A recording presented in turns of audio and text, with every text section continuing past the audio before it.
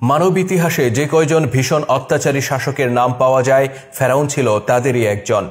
প্রজাদের উপর অত্যাচারের উদাহরণ টানতে গেলে সবার আগে চলে আসে ফেরাউনের নাম। ফেরাউন শুধু অত্যাচারী শাসক ছিল তা নয়, সে নিজেকে প্রভু বা রব দাবি করত। ক্ষমতার অহংকার তাকে এতটাই অন্ধ করে দিয়েছিল যে সে স্বয়ং আল্লাহকে চ্যালেঞ্জ করেছিল।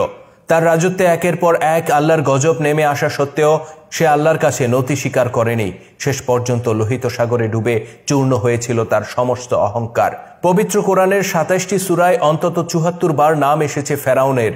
এ থেকেই বোঝা যায় মানব জাতির শিক্ষা হিসেবে ফেরাউনের ঘটনাকে আল্লাহ তাআলা কতটা গুরুত্ব দিয়েছেন।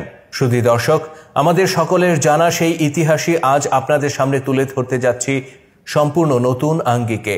আশা করছি শেষ পর্যন্ত থাকবেন আমাদের সাথেই। প্রাচীন মিশরের শাসকদেরকে বলা হতো ফেরাউন বা ফারাও। এদের মধ্যেই একজন ফেরাউনের নাম ছিল দ্বিতীয় রামেসিস। আজ থেকে প্রায় ৩৫০০ বছর আগে যখন নবী মুসা আলাইহিস সালাম এর আত্মপ্রকাশ ঘটে, তখন মিশরের ক্ষমতায় ছিল ফেরাউন দ্বিতীয় রামেসিস। আর এই দ্বিতীয় রামেসিসের ঘটনাগুলোই পবিত্র কোরআনে বিবৃত হয়েছে। হযরত মুসা আলাইহিস সালাম ও ফেরাউন দ্বিতীয় রামেসিসের ঘটনার তাৎপর্য বুঝতে হলে আমাদেরকে ফিরে যেতে হবে কয়েকশো বছর আগে হযরত ইউসুফ আলাইহিস সালামের যুগে। হযরত ইউসুফ আলাইহিস সালামের সময় যে ফেরাউন মিশর শাসন করতেন, তিনি ছিলেন খুবই দয়ালু ও ধর্মপরায়ণ একজন শাসক। তার নাম ছিল আমেনহুতে। তিনি ছিলেন তার পূর্বপুরুষদের মতোই মূর্তি পূজারী, কিন্তু হযরত ইউসুফ আলাইহিস সালামের সংস্পর্শে এসে তিনি আল্লাহর একত্ববাদে বিশ্বাস স্থাপন করেন এবং নিজের নাম পাল্টে রাখেন আখেনাতেন। তিনি হযরত ইউসুফ আলাইহিস সালামকে অত্যন্ত সম্মান করতেন এবং তাকে নিজের উপদেষ্টা ও অর্থমন্ত্রী হিসেবে নিয়োগ প্রদান করেন। হযরত ইউসুফ আলাইহিস সালামের পিতা ইয়াকুব আলাইহিস সালাম এর অপর নাম ছিল ইসরাইল। ইসরাইল আলাইহিস সালাম এর বংশধরদেরকেই বলা হয় বনি ইসরাইল। অন্যদিকে ইউসুফ আলাইহিস সালাম এর এক ভাইয়ের নাম ছিল ইয়াহুদা। এই ইয়াহুদার নাম অনুসারেই তাদেরকে ইয়াহুদি বা ইহুদি বলা হয়। আবার হিব্রু ভাষায় কথা বলার কারণে তাদেরকে হিব্রু জাতি হিসেবেও অভিহিত করা হয়। ইসরাইল আলাইহিস সালাম ও তার সন্তানেরা বর্তমান ফিলিস্তিনের কেনানে বসবাস করতেন, কিন্তু তৎকালে টানা ৭ বছর ভয়ানক খরা ও দুর্ভিক্ষ দেখা দিলে তারা মিশরে চলে যান, কেননা মিশর নিজেকে এই দুর্ভিক্ষের কবল থেকে রক্ষা করতে পেরেছিল। মিশরকে দুর্ভিক্ষ থেকে রক্ষা করার পেছনে ছিল হযরত ইউসুফ আলাইহিস সালামের অবদান। তিনি বাদশাহ আখেনাতেনের দেখা একটি স্বপ্নের সঠিক ব্যাখ্যা করেছিলেন। এর ফলশ্রুতিতে টানা ৭ বছরের খরা ও দুর্ভিক্ষ থেকে রক্ষা পায় মিশরবাসী।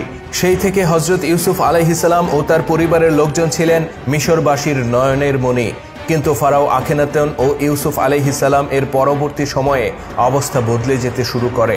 ধীরে ধীরে মিশরের বাদশাহ তথা ফেরাউনরা একত্ববাদী ধর্মকে ত্যাগ করে পুনরায় মূর্তি পূজারী হয়ে ওঠে। ফেরাউন আখেনাতেন ও ইউসুফ আলাইহিস সালাম এর সময়কালের প্রায় ৪০০ বছর পর জন্ম হয় ফেরাউন দ্বিতীয় রামেসিস ও হযরত মুসা আলাইহিস সালামের। এই ৪০০ বছরে সবকিছু বদলে যায়। ফেরাউন রামেসিস ছিল অত্যন্ত অহংকারী আর দুরাচারী শাসক। সে ক্ষমতার অহংকারে এতটাই অন্ধ ছিল যে সে নিজেকে আল্লাহর সমকক্ষ মনে করত। তার শাসনামলে বিশেষ করে বনি ইসরায়েলিদের উপর নেমে আসে নির্মম নির্যাতন। এর কিছু খণ্ডচিত্র আমরা তুলে ধরছি, যেখানে ইউসুফ আলাইহিস সালাম এর বদৌলতে ফারাও আখেনাতেন এর সময়ে মিশরে ইসরায়েলিদের অবস্থান ছিল অত্যন্ত সম্মানের জায়গায়। সেখানে দ্বিতীয় রামেসিস ইসরায়েলিদেরকে নিজের দাস হিসেবে ব্যবহার করতে শুরু করে। তৎকালীন মিশরে স্থাপত্য শৈলীর বিকাশ ঘটে। পিরামিডের মতো বিশাল বিশাল স্থাপনা নির্মাণ করা হয়। আর এসব স্থাপনা নির্মাণে ফেরাউন বনি ইসরায়েলিদেরকে পশুর মতো ব্যবহার করত। কারো ইচ্ছা থাকুক বা না থাকুক, ইসরায়েলি ঘরে জন্ম নিলে তাকে বাধ্যতামূলকভাবেই এসব স্থাপনা নির্মাণে শ্রমিক হিসেবে কাজ করতে হতো। আর সে কি অমানসিক পরিশ্রম! কেউ কাজ করতে না চাইলে কিংবা অধিক পরিশ্রমের কারণে ক্লান্ত হয়ে বিশ্রাম নিতে চাইলে তার পিঠে সপাত করে চাবুকের আঘাত পড়ত। বনি ইসরায়েলিদের উপর অত্যাচার করে এভাবে কাজ আদায় করে নেয়ার জন্য ছিল আলাদা বেতনভুক্ত রাজকর্মচারী। ইসরায়েলি জাতির জন্য এটা দুর্ভাগ্যের বিষয় ছিল যে তারা গোটা জাতিটাই তখন ফেরাউনের দাসে পরিণত হয়েছিল। তাদের নিজেদের ইচ্ছা শক্তি বলতে কোনো কিছুই ছিল না। এই দাসত্ব থেকে মুক্তির একমাত্র উপায় ছিল মৃত্যু। ইহুদিদের জন্য আরেকটি ভয়ানক বিষয় ছিল এই যে তাদের কোনো বাচ্চা পড়ালেখা করতে পারত না। তৎকালীন মিশর জ্ঞান বিজ্ঞানের বিভিন্ন শাখায় উন্নতি লাভ করলেও বনি ইসরায়েলিদের জন্য পড়াশোনা করা ছিল নিষিদ্ধ। কোনো ইহুদি পরিবারের সন্তান শিক্ষা গ্রহণ করছে এমনটা জানতে পারলে সেই পরিবারকে হত্যা করা হতো। ওই সময় শুধু রাজপরিবার বা রাজকর্মচারী নয়, একজন সাধারণ মিশরীয় নাগরিকও যদি বনি ইসরায়েলিদের উপর কোনো অন্যায় করত তার কোনো বিচার হতো না। ওই সময় মিশরে ইহুদি হত্যা করা ছিল অতি সাধারণ বিষয়। ইহুদি নারীদের অবস্থা ছিল আরো শোচনীয়। ইহুদি পরিবারের কোনো মেয়েকে পছন্দ হলেই রাজকর্মচারীরা তাকে তুলে নিয়ে যেতে পারত এবং নিজেদের খায়েশ মেটাতে পারত। এজন্য তাদেরকে কারো কাছে কোনো কৈফিয়ত দিতে হতো না। এক কথায় ফেরাউন দ্বিতীয় রামেসিসের যুগে ইহুদিরা দুর্দশা ও লাঞ্ছনার চূড়ান্ত পর্যায়ে পৌঁছে যায়। এই যখন অবস্থা, তখন ফেরাউনের হাত থেকে বনে ইসরায়েলি জাতিকে উদ্ধার করার জন্য আল্লাহ তাআলা পাঠালেন তার নবী হযরত মুসা আলাইহিস সালামকে।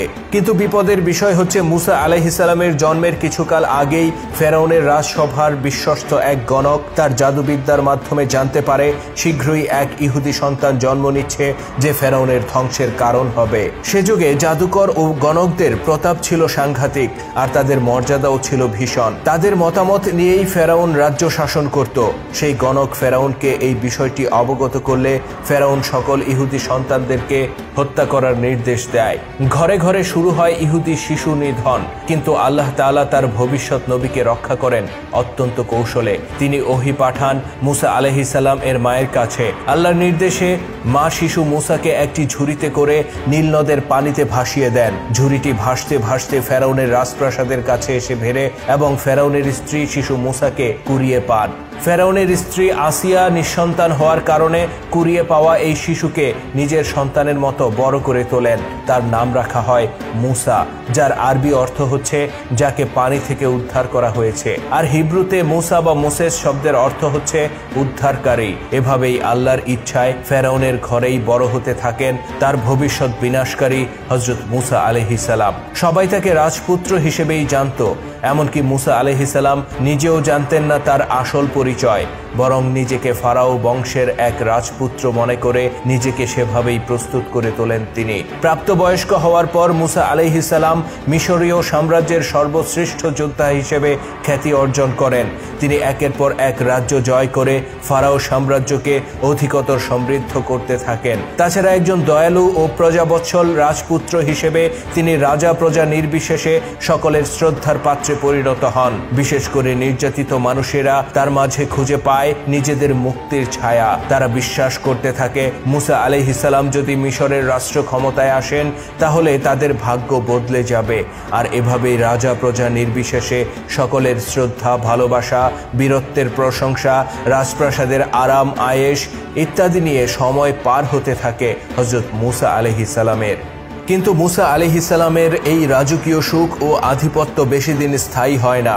এক পর্যায়ে মুসা আলাইহিস সালাম জানতে পারেন তিনি রাজপুত্র নন, বরং এক ঘটনায় এটা প্রকাশ পেয়ে যায় যে তার জন্ম এক বনি ইসরায়েলি পরিবারে। শুধু তিনি একা নন, বিষয়টি চারদিকে জানাজানি হয়ে যায়। আর এটা জানার পর ফেরাউন অত্যন্ত ক্ষিপ্ত হয়ে পড়ে। তথাপি সে নিজেকে নিয়ন্ত্রণ করে। ইহুদি ঘরে জন্ম নিলেও মুসা আলাইহিস সালামকে সে ছোট থেকে নিজের সন্তানের মতো বড় করে তুলেছে। সে মুসা আলাইহিস সালামকে হত্যা না করে বরং তাকে মিশর থেকে দূরে কোথাও চলে যাওয়ার নির্দেশ দেয়। অগত্যা মুসা আলাইহিস সালাম মিশর ছেড়ে বের হয়ে পড়েন। তিনি জানতেন না তার সামনে কি রয়েছে, তার কি কাজ আর কি তার জন্ম রহস্য। এভাবে তিনি 10 বছর মিশরের বাইরে অবস্থান করেন। এই সময়ে তিনি একটি বিয়ে করেন এবং তার এক পুত্র সন্তানের জন্ম হয়। মিশর ত্যাগ করার প্রায় 10 বছর পর কোনো এক রজনীতে সিনাই পর্বতে অবস্থানকালে হযরত মুসা আলাইহিস সালাম নবুয়ত লাভ করেন। পর্বতটি বর্তমান মিশরের সেন্ট ক্যাথরিন শহরে অবস্থিত এবং জাবালে মুসা বা মুসা পর্বত নামে পরিচিত। তিনি যখন নিজের পালিত ভেড়াগুলোকে খুঁজতে খুঁজতে ওই পর্বতে আরোহণ করেন, হঠাৎ অন্ধকার ভেদ করে দেখা দেয় প্রজ্বলিত আলোক শিখা, আর ভেসে আসে মহান আল্লাহ পাকের ঐশী আওয়াজ। এই ঘটনার মধ্য দিয়ে মুসা আলাইহিস সালাম এর উপর অর্পণ করা হয় নবুয়তের কঠিন দায়িত্ব। একই সাথে তিনি জানতে পারেন তার এই পৃথিবীতে আগমনের উদ্দেশ্য।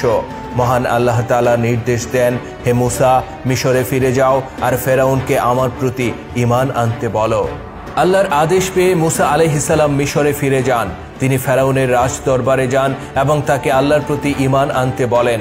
মুসা আলাইহিস সালামের কথা শুনে ফেরাউন হেসে দেয়। সে বলে, এক ইহুদি দাস আমাকে বলছে তার প্রভুর প্রতি ঈমান আনতে। হে মুসা, তোমার প্রভু আল্লাহ যে সত্য তার প্রমাণ কি? মুসা আলাইহিস সালাম আল্লাহর নির্দেশে তার হাতে থাকা লাঠিটি নিক্ষেপ করলে তা মুহূর্তের মধ্যে সাপে পরিণত হয়। অন্যদিকে ফেরাউনের নির্দেশে তার রাজদরবারে উপস্থিত জাদুকররাও নিজেদের হাতের লাঠি নিক্ষেপ করে আর সেগুলোও সাপে পরিণত হয়। কিন্তু আশ্চর্যের বিষয় হচ্ছে মুসা আলাইহিস সালামের সাপটি অন্য সবগুলো সাপকে গিলে ফেলে। এই ঘটনায় জাদুকররা বুঝতে পারে মুসা আলাইহিস সালাম কোনো সাধারণ ব্যক্তি নন। তারা সাথে সাথে আল্লাহর একত্ববাদের প্রতি ঈমান আনে। এতে ফেরাউন অত্যন্ত রেগে যায় এবং জাদুকরদেরকে কারাগারে পাঠানোর নির্দেশ দেয়। অন্যদিকে সে মুসা আলাইহিস সালামকে বলে, তুমি সামান্য এক জাদুকর মাত্র, আমি তোমার প্রভু আল্লাহকে বিশ্বাস করি না। মুসা আলাইহিস সালাম বলেন, তাহলে তুমি আমার কওমের লোকদেরকে মুক্ত করে দাও। তুমি যুগ যুগ ধরে তাদেরকে অন্যায়ভাবে দাস বানিয়ে রেখেছ আর তাদের উপর নির্যাতন করে এসেছ। তাদেরকে ছেড়ে দাও, আমি তাদেরকে নিয়ে মিশর ছেড়ে চলে যাব। ফেরাউন বলল, এই হিব্রু দাস দাসীদের রব আমি নিজে। তাদেরকে ছেড়ে দেয়া না দেয়া আমার সিদ্ধান্ত। তোমার কথায় আমি তাদেরকে ছেড়ে দেব না। হযরত মুসা আলাইহিস সালাম বলেন, তাহলে তোমার উপর আমার প্রভু আল্লাহর পক্ষ থেকে ভয়ানক শাস্তি নেমে আসবে। ফেরাউন বলে, তোমার প্রভুকে বলো যদি পারে আমার কিছু করে দেখাক, আমিও দেখতে চাই তোমার প্রভুর কত ক্ষমতা। এভাবে ফেরাউন তার ঔদ্ধত্যের সীমা লঙ্ঘন করে এবং মুসা আলাইহিস সালামকে অপমান করে বের করে দেয়। সে বনে ইসরায়েলীদেরকে মুক্তি না দিয়ে বরং তাদের উপর নির্যাতনের মাত্রা আরো বাড়িয়ে দেয়। ফেরাউনের হাত থেকে নিজেদেরকে রক্ষা করতে হযরত মুসা আলাইহিস সালাম তার কওমের সক্ষম ও শক্তিশালী ব্যক্তিদেরকে বিভিন্ন প্রশিক্ষণ দিয়ে যুদ্ধের জন্য প্রস্তুত করে তোলার চেষ্টা করেন। কিন্তু শত শত বছর ধরে মিশরীয় সাম্রাজ্যকে নেতৃত্ব দিয়ে আসা ফেরাউনের বিশাল বাহিনীকে মোকাবেলা করা মুখের কথা ছিল না। বরং মুসা আলাইহিস সালামের এই সামরিক উদ্যোগের ফল হয় উল্টো। বনে ইসরায়েলীদের সামরিক তৎপরতা লক্ষ্য